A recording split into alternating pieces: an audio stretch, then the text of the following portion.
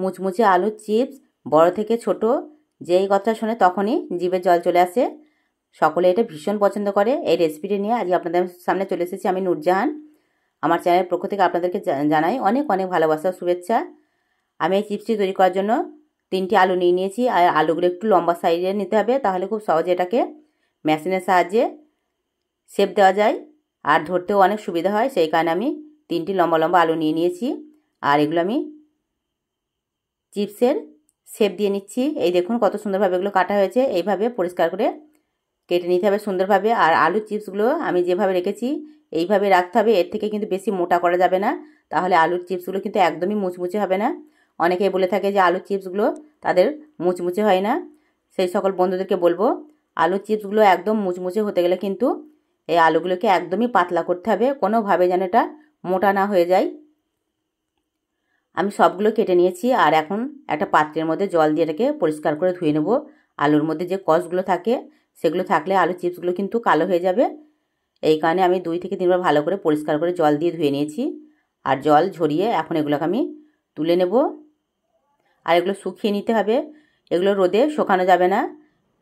Tissue paper, towel যে কোনো জিনিসের ওপরে রেখে এটাকে সুন্দরভাবে মুছে নিতে হবে। আমি একটা টাওয়েল নিয়েছি, কিচেন টাওয়েল, আর এর মধ্যে এগুলো আমি সব দিয়ে দিচ্ছি জল ঝরিয়ে। যে যেখান থেকে আমার এই ভিডিওটা দেখছেন সকলকে বলবো, সকল প্রিয় বন্ধুরা ভিডিওটা প্রথম থেকে শেষ পর্যন্ত দেখবেন স্কিপ না করে। আর ভালো লাগলে লাইক কমেন্ট শেয়ার করতে ভুলবেন না। নতুন বন্ধু হয়ে থাকলে সাবস্ক্রাইব করে চ্যানেলটির পাশে থাকবেন, বেল আইকনটিকে ক্লিক করে রাখবেন, তাহলে প্রত্যেকটা ভিডিও আপনাদের সামনে খুব সহজেই পেয়ে যাবেন।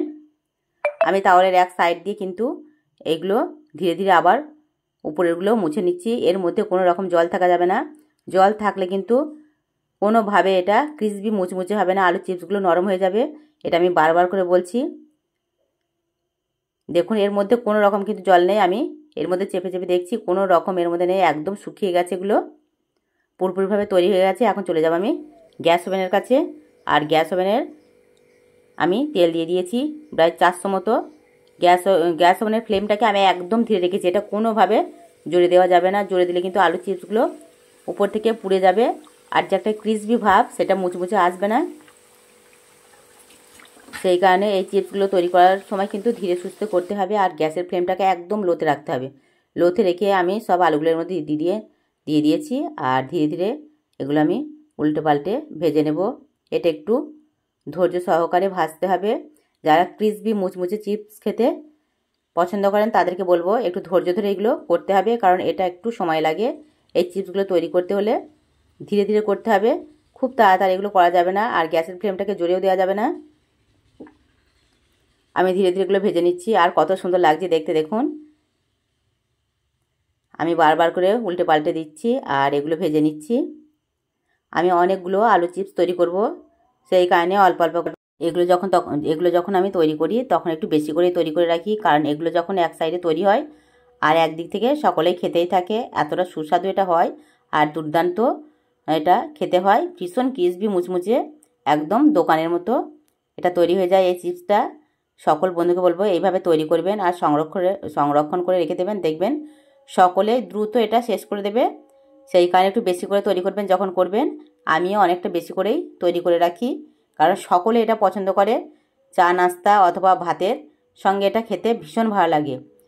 আমি একটু বেশি পরিমাণে তৈরি করছি আর সবগুলো ধীরে ধীরে তৈরি করে নিচ্ছি।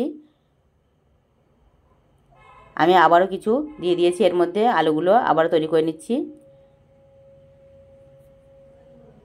এইভাবে ধীরে ধীরে ভেজে নেব। আর ভাজার পর বুঝতে পারবেন এটা কতটা সুন্দর হয়েছে, ক্রিসপি মুচমুচে। আপনাদেরগুলো একদম এরকমই পারফেক্ট হবে। আমি যে নিয়মে করছি সেই নিয়মে আলু চিপসগুলো তৈরি করবেন আর দেখবেন এটা একটু হালকা কালার চলে এসছে আর দেখে বুঝতেই পারছেন হয়ে গেছে। এখন এগুলোকে আমি তেল ঝরিয়ে তুলে নেব। সবগুলোই আমি ধীরে ধীরে একই নিয়মে ভাজবো, হালকা আঁচে। গ্যাসের ফ্লেমটাকে জোরে দেওয়া যাবে না, হালকা আঁচ আমি সবগুলো ধীরে ধীরে ভেজে নিচ্ছি। কতটা আওয়াজ হচ্ছে সেটা তো দেখে বুঝতেই পারছেন যে এটা কতটা ক্রিসপি হয়েছে মুচমুচে। এখন আমি এগুলো সব একটা পাত্রের মধ্যে নিয়ে নিচ্ছি। সবগুলোই আমার তৈরি হয়ে গেছে। ধীরে ধীরে সবগুলো আমি তেল ঝরিয়ে তুলে নিচ্ছি। আর আওয়াজটা কত সুন্দর আসছে, এটা কিন্তু বলার আর অপেক্ষা রয় না।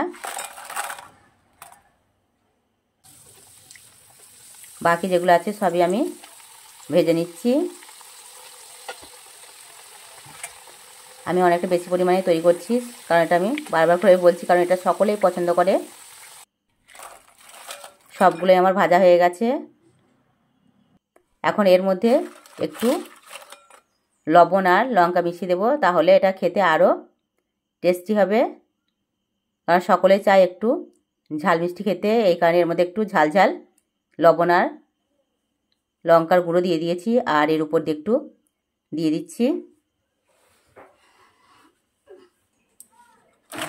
আমি এটা নাড়াচাড়া করে ভালো করে মিশিয়ে নিচ্ছি। পুরো এই চিপসের মধ্যে এর সুস্বাদুটা আরও বেড়ে যাবে।